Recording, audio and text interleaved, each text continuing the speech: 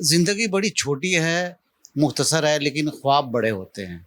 हर माँ-बाप का एक सपना होता है, ख्वाब होता है कि असली कमाई उसकी वो है कि अगर उनकी औलाद पढ़ लिख कर एक अच्छे इंसान बन जाए या अच्छी पढ़ाई-लिखाई कर सके। आज ऐसा ही बाप-बेटे मेरे साथ जो है ना मौजूद हैं। ये उनके वालिद साहब हैं और ये उनका बेटा है। मैं सबसे पहले वालिद साहब से ही जो है ना बातचीत करता हूँ। जनाब एक चीज़ बताइए, ख्वाब बच्चे ने आपका पूरा किया है, तो किस तरीके की क्या महसूस हो रहा है? अल्हम्दुलिल्लाह बहुत खुशी हो रही है और अल्लाह ने हमारा ख्वाब था वो पूरा किया, उसका हम बहुत बहुत शुक्रगुज़ार हैं। और हमारे बच्चे ने बहुत मेहनत की, अल्लाह ने उसको नवाज़ा।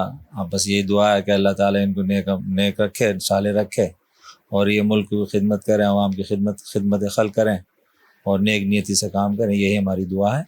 आपका अपना कितना ताउन इसके साथ जो है ना इसकी कामयाबी में रहा? देखिए, हर माँ बाप का एक ख्वाब भी होता है और पूरी ज़िंदगी हर माँ बाप भी अपने बच्चों के लिए मेहनत मुशक्क़त करता है। उनका एक बड़ा अच्छा ख्वाब ये होता है कि उनका बच्चा नेक बने और सालिम व काबिल बने और किसी लायक बने। ये ख्वाब होता है जो अल्लाह ने आज हमारा पूरा किया है, हमें बहुत खुशी है। नहीं, एक चीज़ जो है ना आपको नवाज़ी गई है, ऊपर वाले ने आपको खुशकिस्मत हैं आप जो है ना आपकी झोली में डाला है। अब इसको संजोने की बात है। वो चुनौतियाँ भी आपके सामने रहेंगी।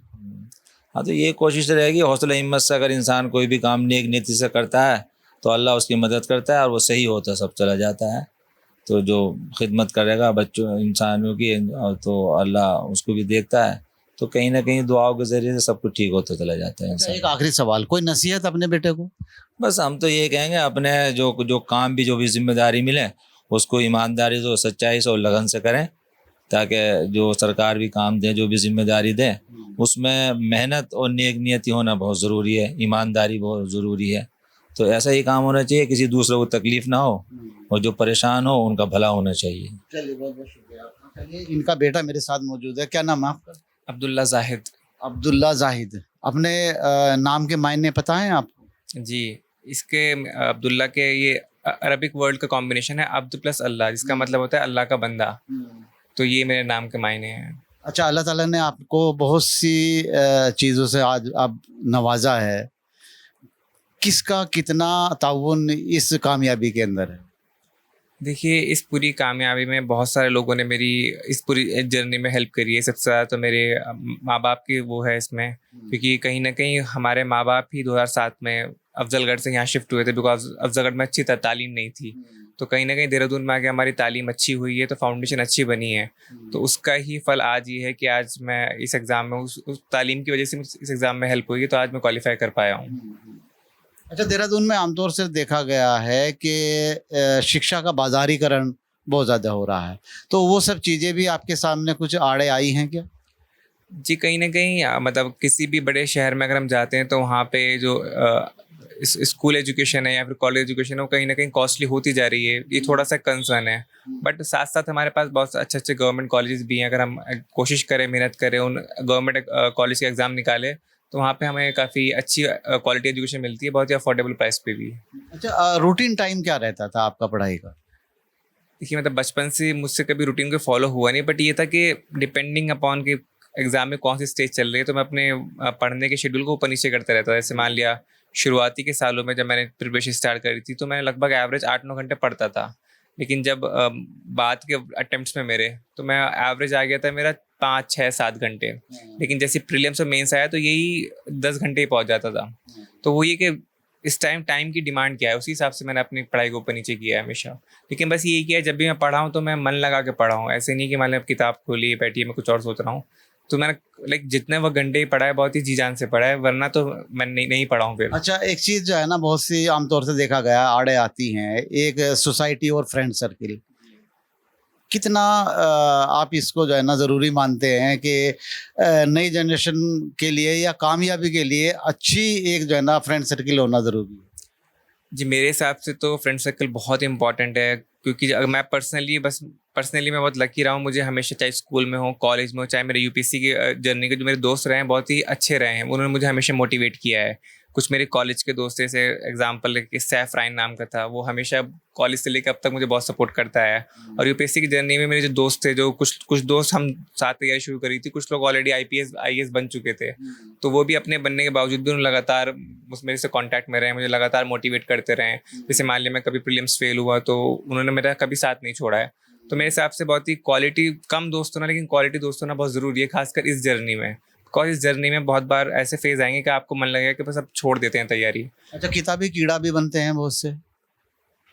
इस बारे में तो मुझे कुछ ज़्यादा नहीं बोलना चाहूँगा कि मैं कभी वैसा नहीं बन पाया हूँ, तो इसलिए मुझे इस बारे में ज़्यादा पता नहीं। बट ये कि मैं ये चीज़ों मैं स्पोर्ट्स का बहुत ज़्यादा शौकीन था, तो मैंने हमेशा पढ़ाई स्पोर्ट्स को हमेशा बैलेंस करके रखा है। जैसे मान लिया अगर मैं पढ़ता भी था तो वहाँ पे मैं जामिया आरसी में रहा हूँ, जामिया आरसी में हमारे पास खेलने का इंतज़ाम था, तो मैं टेबल टेनिस, क्रिकेट, कैरम कुछ ना कुछ खेला हूँ वहाँ पर। तो मेरे हिसाब से दोनों चीज़ ज़रूरी है, बिकॉज जब हम खेलते हैं तो हमारा माइंड रिफ्रेश होता है, तो उससे हमारी पढ़ाई की एफिशिएंसी और ज़्यादा बढ़ती है।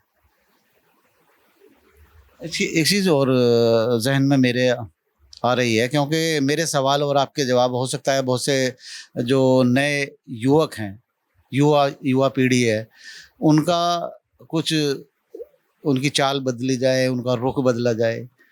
हमारे देहरादून में ख़ास तौर से जो है ना, उत्तराखंड की अगर मैं बात करता हूँ, ज़्यादातर लोग जो है ना पढ़ाई पर कम ध्यान दे के नशे की तरफ ज़्यादा जो है ना, तो उनके लिए भी आपकी तरफ से एक पैगाम जाना बहुत ज़रूरी है। देखिए पर्सनली मेरे जानने में तो कोई ऐसा नहीं मिला है जो कि इस चीज़ में इन्वॉल्व हो, बट पर्सनली मैं ये बोलना चाहूँगा कि कोई भी चीज़ जो हमारी बॉडी को लॉन्ग टर्म में नुकसान दे या फिर हमारी कॉग्निटिव एबिलिटीज़ को हैम्पर करे, हमें वो नहीं करनी चाहिए। चाहे वो सिगरेट हो, नशा हो, या फिर कोई भी चीज़ जो कि हमारी बॉडी को हार्म करे। तो पर्सनली मैं यही बोलूँगा कि हमें इन सब चीज़ों को अवॉइड करना चाहिए, बिकॉज अल्टीमेटली जो हमारी बॉडी है ना, बॉडी हमेशा हेल्दी रहनी चाहिए। बिकॉज एक कहावत है, a healthy mind resides in a healthy body. अगर हमारी बॉडी हेल्दी रहेगी तो हमारा दिमाग हमेशा अच्छे से काम करेगा और वो हमें ज़िंदगी के बहुत सारे पहलुओं में हेल्प करेगा। अच्छा, आगे फिर कुछ और भी ख्वाब देखे होंगे, अब क्या है, कहाँ जाने की तैयारियां हैं? क्योंकि मंजिल शायद मिल चुकी है, अभी दूर है।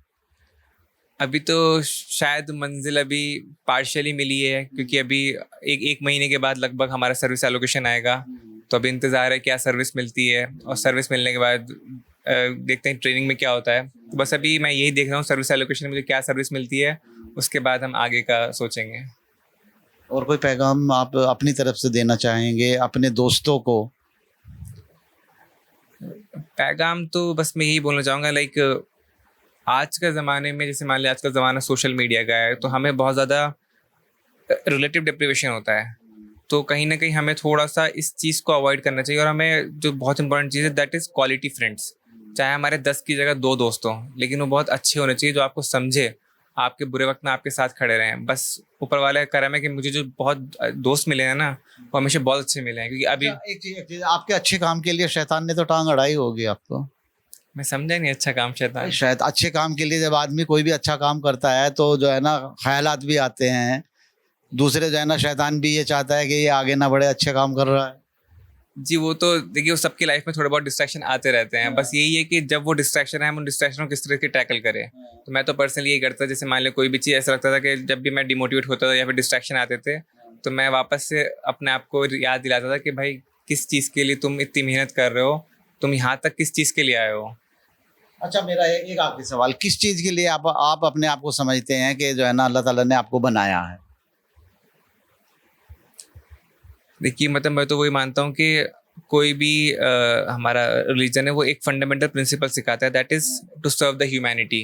इंसान के लिए अच्छा करना। तो कहीं ना कहीं चाहे कोई भी जॉब हो, कोई भी सर्विस हो, तो हमारा अल्टीमेटली एम ये रहता है कि हम इंसान कुछ भी ऐसा काम करें जो इंसान के लिए उसकी ज़िंदगी आसान करे, चाहे हम प्राइवेट सेक्टर में काम करें, चाहे वो गवर्नमेंट सेक्टर में काम करें। तो यही किसी की भी लाइफ का मोटिव होता है। बहुत बहुत शुक्रिया आपका। चलिए, मैंने बातचीत की, लेकिन कुल मिलाकर जो है ना, एक बात साफ तौर से आई है कि इंसानियत सबसे बड़ी चीज़ है। इसके जो जवाब इन्होंने दिए हैं, उनसे ज़्यादातर युवाओं को कुछ सीख लेनी चाहिए और अपने आप को किसी काबिल बनने के लिए भले ही कितनी भी मेहनत करनी पड़े, आपको मेहनत करनी चाहिए। अपने सहयोगी नरेश के साथ मैं वकील अहमद,